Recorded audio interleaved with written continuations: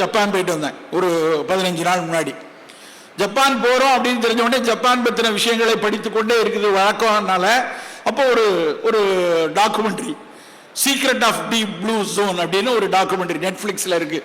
பாருங்கள், எத்தனையோ படங்கள் பார்க்குறோம், நெட்ஃப்ளிக்ஸில் நல்ல நல்ல டாக்குமெண்ட்ரி இருக்கு.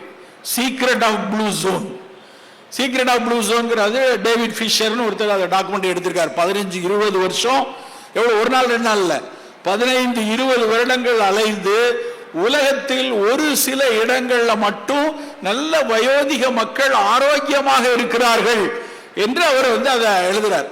அதுல முதல் டாக்குமெண்ட்ரி ஒக்கினோவா அப்படின்னு ஒரு ஜப்பான்ல இருக்கக்கூடிய ஒரு தீவு. நான் அதை பார்க்கறதுக்காக தான் அந்த டாக்குமெண்ட்ரியை பார்த்தேன். அந்த ஒக்கினோவா தீவு தென் பசிபிக் கடல்ல ஜப்பான் ஒரு நீண்டமான தீவு கூட்டம்.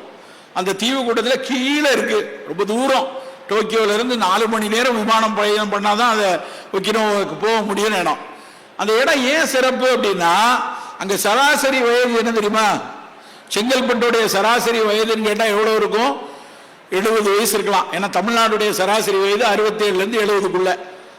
ஆனா ஒக்கினோவாவுடைய சராசரி ஆயுட்காலம் 103 நண்பர்களே, 103 வயசு. அவன் அந்த டாக்குமெண்ட்ரி எடுக்கும் போது அந்த ஊரினுடைய கல்லறையை காட்டுகிறான்.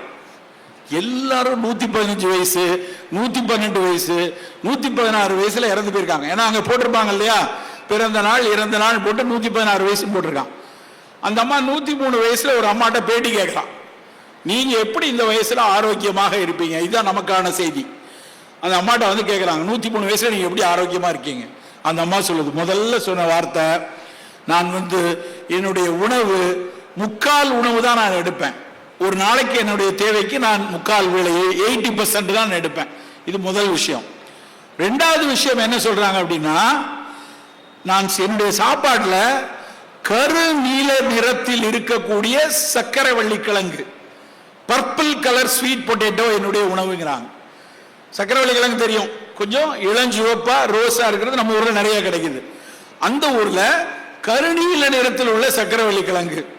நான் உடனடியாக இந்தியாவில் உடனே அதை பார்த்து முடிச்சோடனே இங்கே இருக்கக்கூடிய centre for tuber crops research சென்டர்னு திருவனந்தபுரத்தில் இருக்கு, கிழங்குகளை பற்றி ஆராய்ச்சி செய்கிறவங்க. அவங்கள்ட்ட இதை பற்றின விவரம் இருக்கும் அப்படின்னு அங்கே ஒரு நண்பரை பிடிச்சி, அது ஏன் கருநீல கிழங்குல என்னப்பா இருக்கு அப்படின்னு அவன் சொல்றாரு, அது இங்கேயும் பயங்கர ஆராய்ச்சியில் நடக்குது, அது ஒக்கினோவா ஸ்வீட் பொட்டேட்டோ தானே அப்படின்னு சொல்லி கேட்டுட்டு ஆமானோடனே அவர் சொல்றாரு, அந்த கருநீலம் இருக்கக்கூடிய எல்லா இடத்துலையும் அந்த ஆந்தோசைனின் நிறைய இருக்கும்னு சொல்லிட்டு நீ சொல்லிக்கிட்டே இருக்கிய கருப்பு கவுனி, அந்த கருப்பு கவுனியில் அரிசியில் இருக்கிற அதே விஷயம் தான் அந்த ஒக்கினோவா சக்கரவள்ளி கிழங்குலயே இருக்கு அப்படின்னு சொன்னார். எனக்கு அவ்வளவு திருப்தியா இருந்துச்சு. பரவாயில்ல, நம்ம ஒக்கினோவால இல்லை, ஆனா நம்ம ஊர்ல கருப்பு கவுனியை எடுத்துக்கொண்டு இருக்கோமே அப்படின்னு. அதுக்கப்புறம் சொன்ன விஷயம் கொஞ்சம் வலிப்பா இருந்தது. சரி, இங்க எல்லா இடத்துலையும் பயிராக்குறாங்களா, இங்க எல்லாம் கிடைக்குமா அப்படின்னா, இல்ல இந்தியாவில் இருக்கக்கூடிய ஒரு பெரிய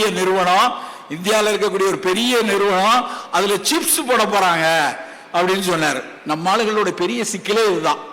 சக்கரவள்ளி கிழங்கு வேக வச்சு தின்னா அது நல்லதா இருக்கும், அதுல போய் சிப்ஸ் போட்டா நம்ம ஆள் எதை எடுத்தாலும் ஒண்ணு சிப்ஸ் போட்டுருவான், இல்லைன்னா பஜ்ஜி போட்டுருவான். டக்குன்னு வெட்டி கடாமாவில் முக்கிய எண்ணெயில பொரிச்சு போட்டு, சார் இந்த பஜ்ஜி ரொம்ப நல்லா இருக்கும். அது நீங்க சிப்ஸ் போட்டீங்க அப்படின்னா ஆட்டோமேட்டிக்கா அதுல டிரான்ஸ்ஃபேட் சேர்ந்துரும். எண்ணெயில பொரிச்சாச்சுன்னா அதுல ஹைட்ரோஜனேட்டட் ஆயில் உள்ள போச்சுன்னா அது டிரான்ஸ்ஃபேட், குப்பை உணவாக மாறிடும். அது நீங்க நல்ல ஒரு கிழங்க இப்படி ஒரு சீரழிக்கிற மாதிரி செய்து பிரயோஜனம் இல்லை. அப்ப நம்ம சாப்பிடணும் அப்படின்னா அந்த கருநீல நிறம் உள்ள, அது நவாப்பழத்துல இருக்கு. நம்ம ஊர்ல நம்ம மறந்து போன பழங்கள்ல ஒண்ணு அந்த கருநீல நவ்வா. அந்த நம்ம ஊரே நம்ம நாட்டுக்கே இன்னொரு பேர் என்ன, ஜாமுன் லேண்ட். பாரத தேசத்துக்கு இன்னொரு பேர் ஜாமுன் லேண்ட். ஏன்னா இந்த ஊர்ல அவ்வளவு நாவல் மரம் நின்றுச்சு, அவ்வளவு நாவல் இருந்தது. கபிலர் பாடிய பாடல்ல, பாரியை வைத்து பாடிய பாடல்கள்ல ஒரு பாடல்ல அவர் சொல்லுவார், எத்தனை வகை நாவல் இந்த இடத்துல இருந்துச்சு, இந்த நாவலை இப்படி சாப்பிடணும், அந்த நாவலை இப்படி சாப்பிடணும், இது நரி நாவல், இது வெண் நாவல் அப்படின்னு ஒரு நாவலை பத்தி அவர் சொல்லியிருப்பார். அவ்வளவு நாவல் நம்ம ஊர்ல இருந்திருக்கு. ஆனா அதை மறந்துட்டோம். அந்த நாவல் பழத்துல மேல இருக்கிற அந்த தொலி, அதை சாப்பிட்டு முடிச்சோடனே நாக்குல கருநீல நிறமாக மாறுமே. சின்ன பிள்ளையில 5 ரூபா 50 காசு 25 காசுக்கு கூறு போட்டிருப்பான். ஸ்கூல் முடிஞ்சு வெளியே வரும்போது அதை டவுசர் பாக்கெட்ல போட்டுட்டு போகும்போது சாப்பிட்டுட்டு வீட்டுக்கு போனா அம்மா கண்டுபிடிச்சிருவாங்க. நாக்க நீட்டு, அது ஏன் கருநீலமா இருக்கு, நவாப்பழம் வாங்கிட்டியா அப்படின்னு அவங்க கேட்கக்கூடிய அளவு அந்த காலம் ஓடி போச்சு. இன்னைக்கு நம்ம வீட்டு குழந்தைகளுக்கு நாவல்னா என்னன்னே தெரியல. கடையில் வரக்கூடிய நாவலுமே ஹைபிரிடைஸ்டு ஜாமுன் தான். இங்க விற்பனை செய்யக்கூடியதுல சத்து மேல நிறைய இருக்கும், கொட்டை சின்னதா இருக்கும். நாவல் பழத்துல அந்த தொலியை ஒட்டி மிக மென்மையாக மட்டும்தான் அந்த பழம் இருக்கும். பெருசா துவர்ப்பு தன்மை உள்ள விதை தான் இருக்கும். அவ்வளவு சிறப்பான ஒரு விஷயத்தை அளந்துட்டோம். அந்த ஒக்கினோவால அந்த கருநீல நிறமுள்ள சக்கரவள்ளி கிழங்கு சாப்பிட்றாங்க. அப்புறம் அந்த கடல்ல இருக்கக்கூடிய பழம் பாசி சாப்பிட்றாங்க. அங்க விளையிற பழம்பாசி எடுக்கிறாங்க. அந்த கடல்ல நீந்துடைய சால்மன் ஃபிஷ் எடுத்துக்கொள்றாங்க, அங்க இருந்து எடுக்கிறாங்க. அதுக்கு எல்லாம் சொல்லிட்டு கடைசி அந்த அம்மா என்ன சொன்னாங்கன்னா, இதெல்லாம் ஓகே, இதோட சேர்ந்து இக்கிகாய் வாழ்க்கை முறை நான் வாழ்றேன். இந்த இக்கிகாய்னா என்னன்னு இங்க போய் பாருங்க, புத்தகங்கள் இருக்கு. இக்கிகாயை தமிழாக்கம் செய்த புத்தகங்கள் இருக்கிறது. இக்கிகாய்ங்கிறது ஒரு வாழ்க்கை முறை, ஒரு மைண்ட்ஃபுல்னஸ்க்குரிய ஜப்பானிய வாழ்வியல் முறை. அதை பற்றிய புத்தகங்கள் இருக்குது. கடைசியா அவங்க சொன்னது என்னன்னா,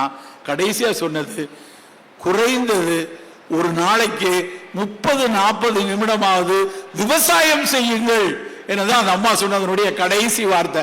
எனக்கான புரோக்கோலிய, எனக்கான கீரையை நானே பயிரிட்டு நானே அறுவடை செய்து வரேன்னு சொன்ன வயசு எவ்வளவு? 103. இப்படியான ஒரு வாழ்வியல் அவர்கள் வாழ்ந்து கொண்டிருக்காங்க. இன்னைக்கும் ஜப்பான்ல அங்க வாழ்ந்து கொண்டிருக்காங்க. ஆனா நம்ம விலகி விலகி போய் கொண்டே இருக்கிறோம். ஜப்பான்ல போயிருந்தப்ப ஒரு சில விஷயங்கள் கேள்விப்பட்டப்ப மனம் அப்படியே அவ்வளவு, ஏன்டா எப்பவும் சொல்லுவாங்க, வாழ்ந்தா ஜப்பான்கார மாதிரி இருக்கணும்டா, நான்லாம் ஜப்பான்ல இருக்க வேண்டியன்னு வேடிக்கையா சொல்லிப்பாங்க. ஜப்பான்ல நான் பார்த்ததுல இதுவரை கேள்விப்படாத ஒரு விஷயம் அங்க பார்த்து வியந்தது என்ன தெரியுமா? 1965க்கு அப்புறம் அங்க ஜாதி கிடையாது நண்பர்களே. ஜாதியே இல்ல. எங்கேயாவது ஜப்பான்ல ஒருத்தரும் கூட ஜாதி கிடையாது.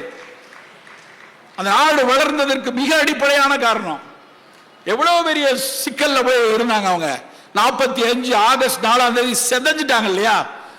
1,80,000 பேரை ஒரு அமெரிக்கா குண்டை போட்டு 15 நிமிஷத்துல கொண்டான. ஆனா அதுக்கப்புறம் மீண்டும் இவ்வளவு தூரம் எழுந்ததுக்கு ஒரு காரணம், ஒரு அடிப்படை காரணம், அவர்களிடம் ஜாதி கிடையாது. 89% பௌத்த மதம். ஆனா அந்த பௌத்த மதம் கோயிலோடு அவனோட வீட்டு அறையில ஏதாவது பௌத்தர் சிலை இருந்ததுன்னா அதோடு முடிந்தது. வெளி இடத்தில் ஒரு இடத்தில் மதம் பற்றிய பேச்சு கிடையாது. யாரும் மதத்தை பத்தி பேசுறது இல்லை. ஒரு ஜாதி இல்லை, மதம் இல்லை. எல்லாத்தையும் விட 100% காதல் திருமணங்கள் நண்பர்களே, 100%. எங்கேயும் போய் நான் இந்த இது எனக்கு ஒரு பொண்ணு பாரு, எனக்கு மாப்பிள்ளை பாரு, எதுவும் கிடையாது. ஜப்பான் இவ்வளவு தூரம் உயர்ந்திருக்கிறது இதுவும் ஒரு காரணம். தேனீக்கள் மாதிரி வேலை செய்யறாங்க. தேனீக்கள் மாதிரி அவன் பேசிக்கிறதே, நம்மால் பேசுகிறது எப்படி பேசுறாங்க தெரியுமா? சார் நீங்க 8:03க்கு நீங்க வரீங்க, நான் 8:11க்கு அங்க இருப்பேன், 9:06க்கு அங்க போறோம், 12:03 மணிக்கு போய் சேர்ந்துடலாம். நிமிடங்களில் பேசுகிறார்கள். இது சாதாரண பேச்சு.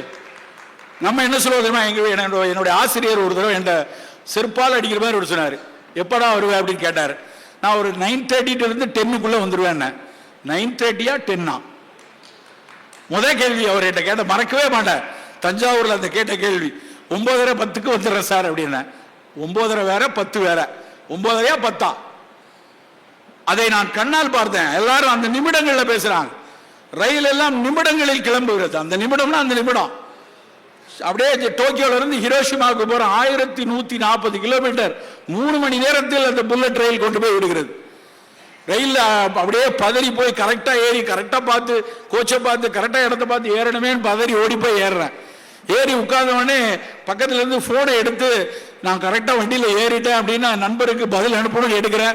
என் பக்கத்தில் இருக்கக்கூடிய நண்பர் சொல்றாரு, சார் செல்போன் யூஸ் பண்ணக்கூடாது. ரயில்ல அத்தனை பேரும் செல்போன்ல மெசேஜ் போட்டுக்கலாம், நீ பார்த்து கொள்ளலாம், உட்கார்ந்து பேசி கொண்டிருக்க கூடாது.